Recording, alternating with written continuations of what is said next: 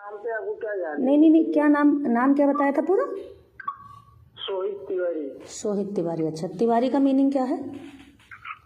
तिवारी का मीनिंग आप क्या जानना चाह रही हैं, बताइए तो बताऊंगे।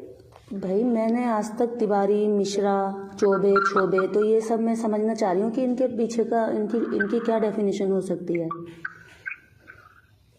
आप उनका डिफिनेशन जानना चाहती हैं तो आप चलो ज्यादा का मत बताओ, अपने नाम के पीछे का बता दो। तिवारी का मीनिंग क्या है? तिवारी का मीनिंग कुछ भी नहीं है जी, साफ यही है कि तिवारी का अर्थ ये नहीं है ब्राह्मण कुल में जन्मे तो तिवारी डाल दिए, मिश्रा डाल दिए, उसका नहीं है। अच्छा, आप कौन से कुल में जन्मे हो? हाँ, आप कौन से कुल में जन्मे हो? हम ब्राह्मण कुल में जन्मे हैं।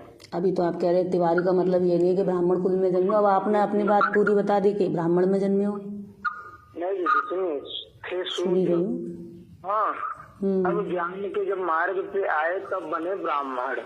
अच्छा, कितना ज्ञान लिया आपने? कितने वेद पढ़े? हाँ, कितना ज्ञान लिया आपने? कितने वेद पढ़े? क्वालिफिकेशन क्या है आपकी? अभी आप आके बैठिएगा आमने सामने दीदी तो आपको सामने ही तो बैठी हूँ। तुम्हारी आवाज मुझे आ रही है, मेरी आवाज तुम्हें आ रही है। और कैसे सामने बैठे भाई? थोड़ा अभी फोन पर इतना लायक तो हो जाओ पहले कि सामने बैठ पाओ। फोन पर ही बात कर लो। कितना क्या क्वालिफिकेशन है तुम्हारी? हम उतना आपको वो नहीं बता सकते हैं। लो, अपनी क्वालिफिकेशन नहीं बता सकते और बात कर रहे हो ज्ञान की। क्वालिफिकेशन हमारा दीदी CEC बीकॉम कंप्यूटर से किए हुए हैं कोर्स। क्या किया है? कंप्लीट है, CEC बीकॉम कंप्यूटर। बीकॉम? हाँ। अच्छा, ठीक है। और अपने ब्राह्मण समाज के कर्म में आकर के कर्म कांड सीख लिए पूरा। अच्छा, सारे कर्म कांड सीख लिए? श्रीमद् भागवत कथा पुराण पढ़ चुके हैं। वाह भाई वाह, बहुत बढ़िया। हाँ, तो तुमने जब गीता पुराण, कथा पुराण ये सब पढ़ लिया था, शिव पुराण में क्या लिखा? शिव पुराण क्या कहती है? चलो शिव पुराण पर ज्ञान दो मुझे। आप मुझे ये बताइए दीदी, जानना क्या चाह रहे हैं वो बताइए, खुल के बताइए ना। मैं शिव पुराण के बारे में जानना चाहती हूँ। शिव महापुराण आपको क्या कहता है, क्या नहीं कहता है, आप उसमें क्या जानना चाह रहे हैं, आप क्या नहीं जानना चाह रहे हैं वो बताइए तो हम बताएं। शिव पुराण में शिवलिंग का अर्थ क्या है? हाँ, शिव पुराण में शिवलिंग का अर्थ क्या दिया गया है? देखिए, शिवलिंग का दुनिया की शब्द मैं नहीं जानता हूँ।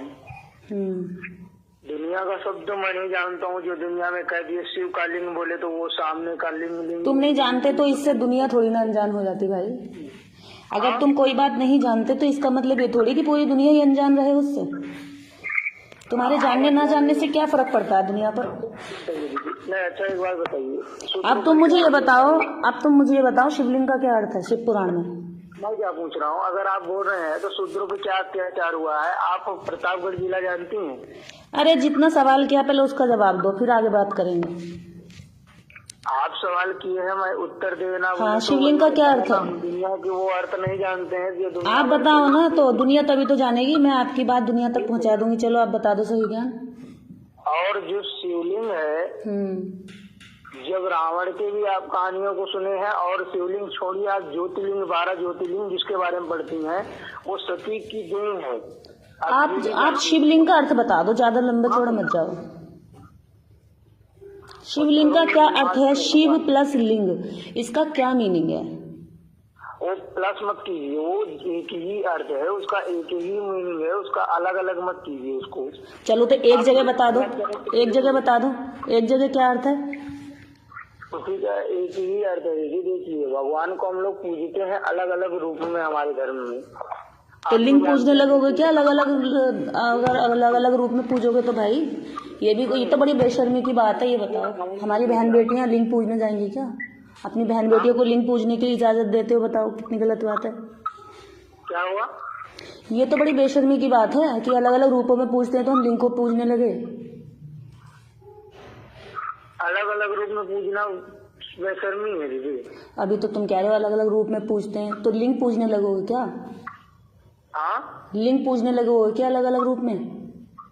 अलग अलग रूप में मतलब मूर्त अलग होती है, भगवान के नाम अलग है। आपने लिंग की जो शेप बनी हुई है इसका क्या मीनिंग है? ये क्या है? कौन सा अंग है शिव का?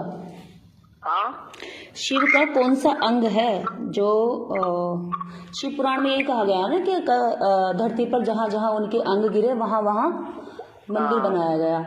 तो ये कौन सा अंग कट के गिरा था उनका जो लिंग के नाम से जाना गया? हाँ देखिए, आप अगर देखना चाहे, पढ़ना चाहे तो। अरे पढ़ा हुआ है तभी तो इतना बता रही हूँ, मैंने शिव पुराण पढ़ा है, मुझे तो जितना समझ में आया इतना पूछ रही हूँ। अब तुम तिवारी हो तो तुमने ज्यादा ज्ञान प्राप्त किया होगा, तुमने ब्राह्मण कुल में जन्म लिया भाई, तुमने अभी बताया। तो ब्राह्मण कुल में तो बचपन से बच्चों को मुंह जबानी सिखा दिया जाता है, हम शूद्रों को तो पढ़ाया भी नहीं गया, तो इसलिए शूद्रों को तो किताबें भी नहीं दी। अब हमने ढूंढी है किताबें तो अब पता चल रहा है। कौन कहाँ नहीं पढ़ाया गया दीदी, आप अरे सवाल का जवाब दो, ये बहुत लंबी बहस हो जाएगी, इतना टाइम नहीं मेरे पास। जो वो तो बहुत बड़ी बात है, उस पर तो तुम कभी बराबरी पे आ नहीं पाओगे, लेकिन जो तुम खुद कह रहे हो उसको भी साबित कर दो ना। लिंग क्यों पुजवाया गया और शिव इतना नशा क्यों करते हैं? क्या ये समाज और देश के लिए सही है नशा करना? मुझे बताओ। आपका छोटा भाई है, बड़ा भाई नशा करेगा और क्या कहते हैं नशे में पड़ा रहेगा धुत, तो मुझे बताओ क्या वो अच्छा रहेगा? नहीं, चलिए हमें एक बात बताइए। अरे मैंने पूछा, पहले सवाल का जवाब दो फिर मैं तुम्हारी बताऊंगी। आपको पूरा नाम बता दीजिए, फिर हम आपको पूरा परिचय दे देंगे। अभी फिर वही वाली बात, अभी तुमने क्या कहते हैं अपने सवालों के जवाब खुद नहीं दिए। पहले तुम अपने सवालों के जवाब देते जाओ, फिर मैं अपने सवाल के जवाब लेती जाऊंगी, फिर तुम अपने एक साथ 20 सवाल करना। सुनिए, आप सवाल रखते जाएंगे, हम जवाब देते रह जाएंगे। देखो, जब तुम मुझे तुम क्या कहते हैं, तुमने अपने ही सवाल पे अटके हो। तुम शिव पर बात हुई तुम्हारी, तुम अब शिव पर बात हुई, अब शिव पर तुमने बात की। अब मुझे ये बताओ कि जब शिव का लिंग पूजा गया तो क्या ये महिलाओं के लिए, इस समाज के लिए, सभ्य समाज के लिए अच्छी बात है? अगर ये अच्छी बात है तो मुझे बताओ, हाँ ये किस तरह से अच्छी है, तो मैं इससे सेटिस्फाइड हो जाऊं। फिर तुम मुझे ये बताओ, शिव जो नशा धतूरा करते हुए दिखाए गए हैं, क्या ये वास्तव में नशेड़ी थे या दिखाए गए हैं चालाकी के साथ? मुझे बताओ जरा, क्या नशा करना अच्छा सभ्य समाज के लिए अच्छी बात है? बताओ, आज शिक्षित समाज में नशा करना अच्छी बात है क्या? अच्छा, शिक्षित समाज इतनी बड़ी है, लेकिन दारू पीने वाले बड़े बड़े शिक्षित। अरे जब हमारे भगवान दारू पी रहे हैं तो भैया भक्त तो बहुत छोटी चीज है, वो तो पियेंगे ना, प्रेरणा ले रहे हैं वहां से।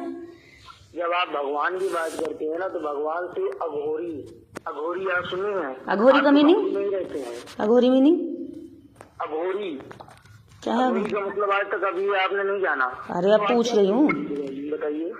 अब तुम भाषणबाजी तो दो मत, ये मंच नहीं है कोई। तुम अपनी बात को सिद्ध करो, तुम अपनी बात को सिद्ध करो। क्या नशा समाज के लिए अच्छा है?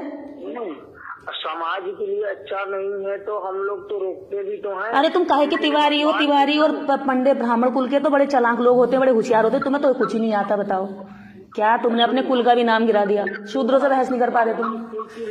भगवान इसका मतलब तुम वैसे हीरो बने हुए थे भाई, तुम्हारे बाप दादा ऐसे हीरो बने हुए थे, क्योंकि पढ़ने का इसीलिए अधिकार न दे, क्योंकि पढ़ते तो वो जवाब मांगते। जैसे आप देखे होंगे, आप सुने होंगे। मुझे ये बता भाई, नशा समाज के लिए अच्छा है या गलत है? बस 2 बातों में बता, यस या नो। नशा समाज के लिए अच्छा है या गलत है? नशा समाज के लिए बेकार है। बेकार है तो नशा करने वाला भगवान समाज के लिए अच्छा? अरे सुन, जवाब ले ले, पहले पूरा सवाल ले ले। तो समाज में नशा करने वाला भगवान समाज के लिए सही है या बुरा है? नशा करने वाला भगवान नहीं है, दुनिया का है, दुनिया कहती है, हम किसी से डरते नहीं। तो क्यों उन पर गाने बनाए गए हैं कि भोला है नशेड़ी, भांग में धतूरा पी के नाचे डम डम डमरू पर? अच्छा, हम किसको रोक सकते हैं आप बताइए। आप अरे मैं ये कह रही हूँ, आप किसी को व्यक्तिगत नहीं रोक सकते, लेकिन जब हमारे भगवान हमारे घरों में टंग रहे हैं और उनकी परिभाषा ये है कि वो नशा करते हैं, वो भांग पीते हैं, उन पर फिल्में बनी है, नाटक बने हैं, गाने बने और उनको इस तरह से दर्शाया गया, तो एक तो ये बताओ, क्या भगवान शिव वास्तव में नशेड़ी थे या चालाक लोगों ने उनकी छवि खराब करी है, या फिर या नशेड़ी समाज ने उनको जानबूझ के एक्सेप्ट कर लिया इसलिए क्योंकि वो नशा करते हैं, उन्हें भी करने की छूट मिल जाएगी? नहीं, सुनिए, अगर कोई मांसाहारी है, आज देखो आप बिहार में देखो वही हाल है, ब्राह्मण क्या कहते हैं, और अंडा नॉनवेज नहीं वेज है, भगवान ने लिखा है।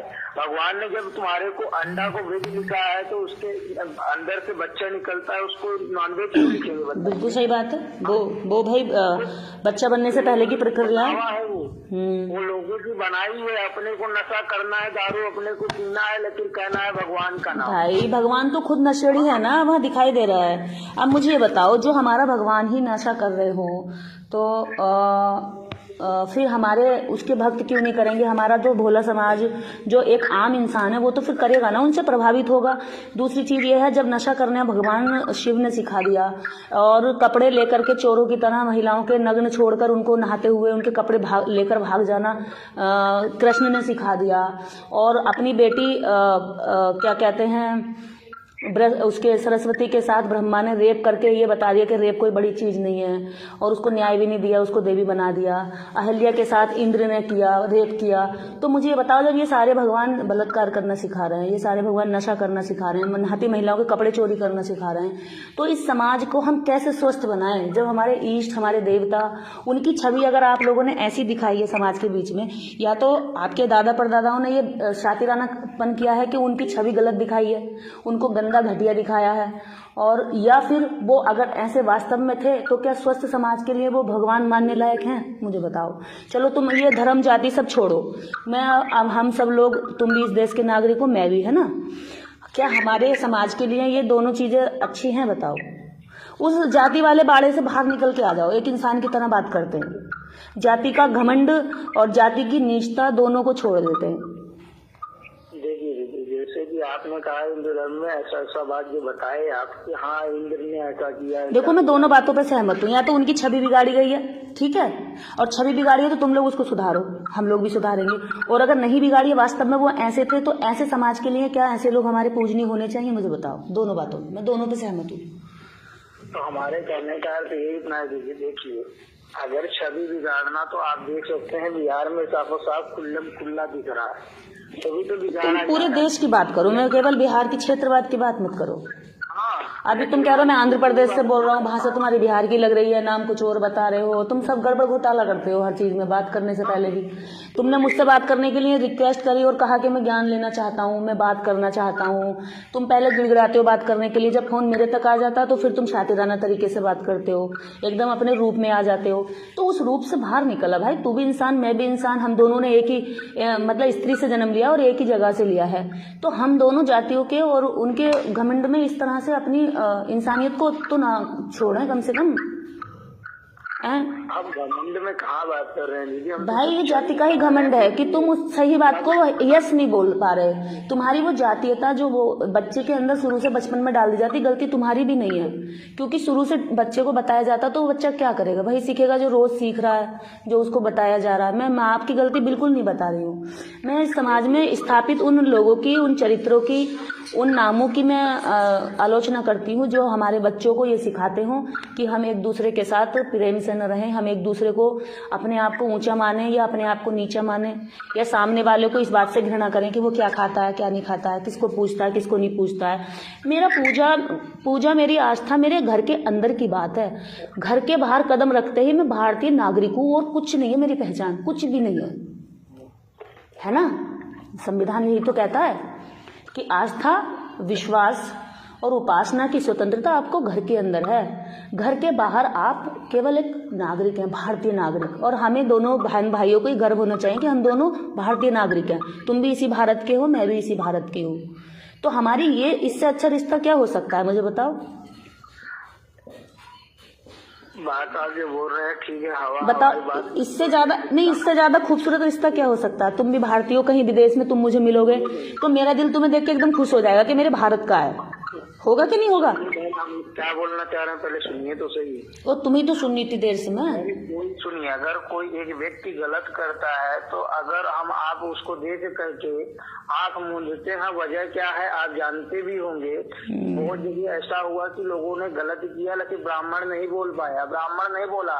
क्यों नहीं बोला? ब्राह्मण क्यों चुप रहता है? उसका क्या स्वार्थ है? जैसे कि आप शूद्रों को लेके बैठती हैं, तो शूद्रों की हम आपको तुलना, शूद्र क्यों बनाया ब्राह्मण ने? प्रतापगढ़ में बोल रहे हैं, सुनिए, प्रतापगढ़ में जा करके देखिए। तुम ये बताओ, तुम प्रतापगढ़ से हो और तुमने झूठ बोला कि तुम आंध्र प्रदेश से बोल रहे हो। तुमने ये झूठ क्यों बोला? हम उत्तर प्रदेश, हमारा गांव है प्रतापगढ़ जिला में हमारा गांव। तो तुमने क्यों बोला कि आंध्र प्रदेश से बोल रहा हूँ? हैदराबाद में हम रहते हैं। तो तुम बताओ ना कि तुम यूपी से बोल रहे हो। तुम कहीं भी रहते हो।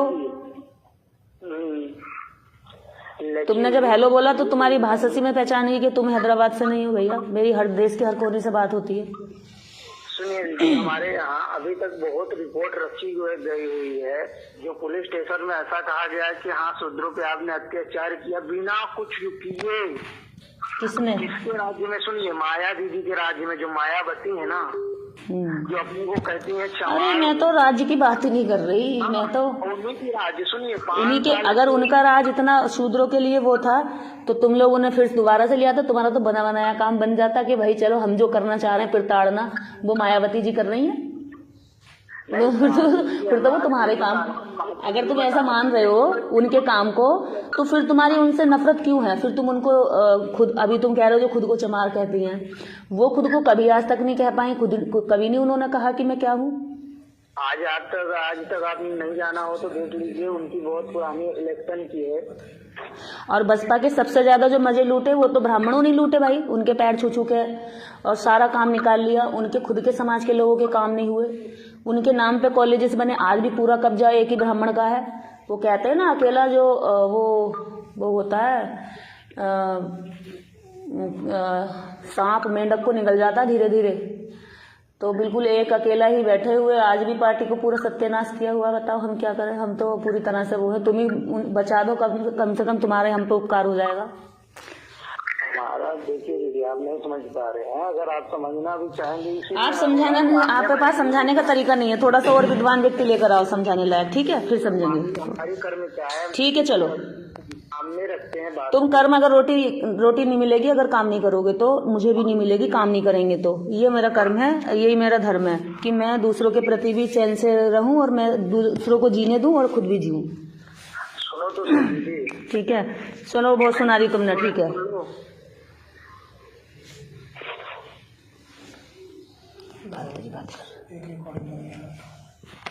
ज़्यादा कुछ ऐसा नहीं, लेकिन सही है। ब्राह्मण ज़्यादा गिड़गिड़ा ब्राह्मण है गिड़गिड़ाने का, ऐसे बोलो।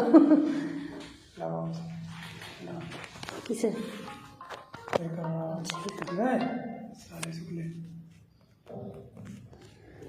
शुक्ला नहीं है, तिवारी। दंगा भड़का होगा ये।